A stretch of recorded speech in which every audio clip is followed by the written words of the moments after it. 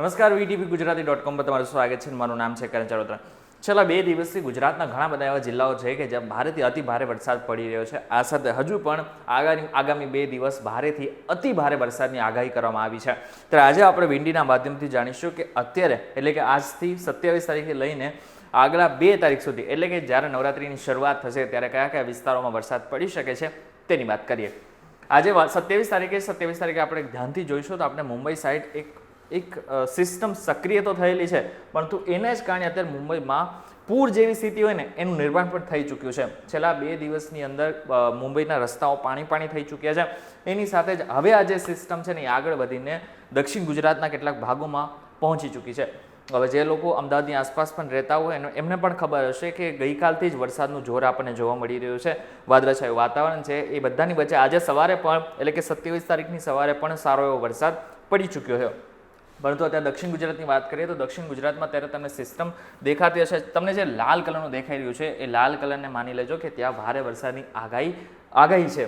અને આ સાથે જે તમને વચ્ચેનો પટ્ટો જે સફેદ કલરનું દેખાઈ રહ્યું છે એનો મતલબ એમ છે કે ત્યાં અતિ ભારે વરસાદ પડવાની શક્યતાઓ છે.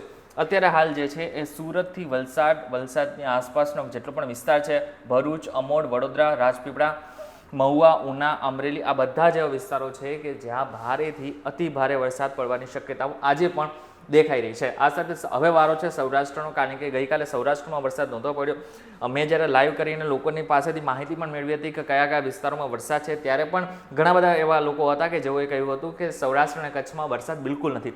પરંતુ જો આજની વાત કરવામાં આવે એટલે કે 27 તારીખની વાત કરવામાં આવે તો 27 તારીખે અમરેલી, જુનાગઢ, વેરાવળ, ઉનાની આસપાસનો જેટલો પણ વિસ્તાર છે, આ સાથે ભારે પવન સાથે રાજકોટ, મોરબી, ચોટીલા, ગોંડલની આસપાસનો જેટલો પણ વિસ્તાર છે ત્યાં વરસાદ પડવાની શક્યતાઓ 27 તારીખે આપણને દેખાઈ રહ્યું છે. ઉપર જોવા જઈએ તો પાલનપુર, થરાદ, રાંધનપુર અને મહેસાણા આ એવા વિસ્તારો હશે કે જ્યાં સામાન્યથી થોડો વધારે વરસાદ પડી શકે છે. અત્યારનું ચિત્ર જે છે એ 27 તારીખનું કંઈક આવું છે, પરંતુ 28 તારીખે આવતા આ જે ચિત્ર છે એમાં સતત બદલાવો થતો રહેશે. અને જે વરસાદ છે એમાં ભારે વરસાદ ક્યાં પડી શકે છે આપણે 28 તારીખની સવાર સુધી રાખી દઈએ એટલે આપણે ખબર પડશે. 28 તારીખની સવાર જોતા આપણને ખબર પડશે કે અમદાવાદનો વિસ્તાર, મહેસાણા, હિંમતનગર, પાલનપુર, નડિયાદ, ધોળકા, સુરેન્દ્રનગર, વિરમગામ, કુડા, મોરબી, ચોટીલા, રાજકોટ એટલે કે સૌરાષ્ટ્ર બાજુ આપણે આવી જઈએ, જસદણ, ગોંડલ, અમરેલી, જુનાગઢ, ભાણવડ, પોરબંદર, સલાયા, નીચે જોવા જઈએ તો ભાવનગર, બોટાદની આસપાસનો જેટલો પણ વિસ્તાર છે, નીચે દરિયાકાંઠાના પટ્ટી ઉપર આવીએ તો મહુવા છે, ઉના છે. દક્ષિણ ગુજરાત બાજુ જોવા જઈએ તો સુરતમાં ભારે વરસાદ, ભરૂચમાં, અમોડ, વડોદરા, રાજપીપળા, નડિયાદ, ધોળકા, ફરી વગર અમદાવાદ, મહેસાણા, આ બધા જ વિસ્તારો હશે. એટલે કે લગભગ ઓલમોસ્ટ આખા ગુજરાતને કવર કરી લેશે. આવતીકાલનો જે દિવસ હશે એ મોટાભાગના ગુજરાતના વિસ્તારોમાં ભારેથી અતિ ભારે વરસાદ પડી શકે છે.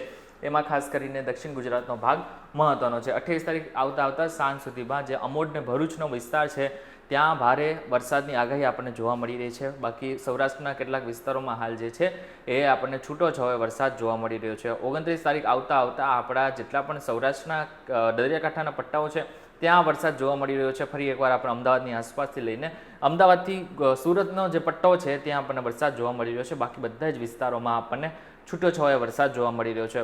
29 તારીખના આપણે ધ્યાનથી જોઈશું તો અમદાવાદ, ધોળકા, નડિયાદની આસપાસ, બોટાદ, ભાવનગર, અલંગ, મહુવા, અમરેલી, ગોંડલ, રાજકોટ, ચોટીલા આ બધા જ વિસ્તાર તમે જોઈ શકો છો કે દક્ષિણ ગુજરાતથી આ સાઈડનો પટ્ટો એટલે કે ખંભાતની સાઈડ તમે જોશો ને તો ખાસ કરીને ત્યાં આપણને સારો એવો વરસાદ જોવા મળી રહ્યો છે. બાકી ઉત્તર ગુજરાતની વાત એકવાર કરી લઈએ. ઉત્તર ગુજરાતમાં હાલ વરસાદ નથી પડી રહ્યો, પરંતુ 29 તારીખે એવું માનવામાં આવી રહ્યું છે કે આબુ રોડ, પાલનપુર, ખેડબ્રહ્મા એટલે કે બનાસકાંઠા અને સાબરકાંઠા બંને બાજુ છૂટો છવાયો વરસાદની આગાહી હાલ કરવામાં આવી રહી છે. 30 તારીખ આવતા આખા વાતાવરણમાં ચેન્જીસ આવી જશે. 30 તારીખ મહત્વની હશે, કારણ કે 30 તારીખ આવતા લગભગ ઓલમોસ્ટ ગુજરાતના મોટા ભાગના જિલ્લાઓ કોરા ધાકડ જેવા લાગશે. એટલે કે છૂટો છવાયો વરસાદ પડી શકે છે, પરંતુ ભારે વરસાદની આગાહી હાલ ઉના સિવાય આપણને ક્યાંય જોવા નથી મળી.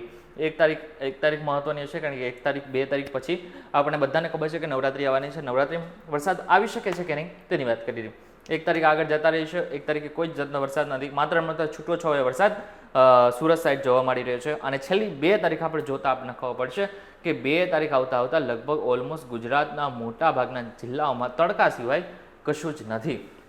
હવે જ્યારે 1 ને 2 તારીખની વાત કરી છે ત્યારે માની લેજો કે કદાચ છૂટો છવાયો વરસાદ પડી શકે, બાકી એક પણ જગ્યા ઉપર આપણને ભારે વરસાદ નથી જોવા મળી રહ્યો. આ સાથે એ પણ સમજી લેજો કે 27, 28 અને 29 તારીખ ગુજરાત માટે સૌથી મહત્વની હશે, કારણ કે હવે આ ચોમાસાનો છેલ્લો રાઉન્ડ માની લેજો. આ છેલ્લા રાઉન્ડની અંદર ગુજરાતના મોટા ભાગના જિલ્લાઓને કવર કરી લેશે અને ભારેથી અતિ ભારે વરસાદ આવી શકે છે. આમ પણ આપણને જો ખબર છે કે ઓક્ટોબરના એન્ડ સપ્ટેમ્બરના એન્ડ સુધીમાં ચોમાસાની વિદાય થઈ જતી હોય છે. એવી જ રીતના આ વખતે પણ ઓક્ટોબરની જે એન્ડ છે ત્યાં સુધીમાં વિદાય થઈ શકે એવી શક્યતાઓ છે. ત્યારે આ બદલ તમારું શું કહેવું છે અમને કોમેન્ટ કરીને ચોક્કસથી કહેજો. વિડીયો થકી જો તમને ઇન્ફોર્મેશન મળી હોય તો વિડીયોને લાઈક અને શેર જરૂરથી કરજો. તો આવા જ ઇન્ફોર્મેટિવ વિડીયોઝ માટે અમારી આ ચેનલ VTVGujarati.com ને એકવાર સબસ્ક્રાઇબ કરી નાખજો. આવા જ આર્ટિકલ વાંચવા હોય, વિડીયોઝ જોવા હોય તો અમારી એક એપ્લિકેશન પણ છે કે જેની લિંક મેં ડિસ્ક્રિપ્શનમાં આપેલી છે, ત્યાંથી તમે ડાયરેક્ટ આને ઇન્સ્ટોલ કરી શકશો. ફરી મળીશું નવા વિડીયો સાથે, નવા કોન્સેપ્ટ સાથે. ત્યાં સુધી મને રજા આપો. નમસ્કાર.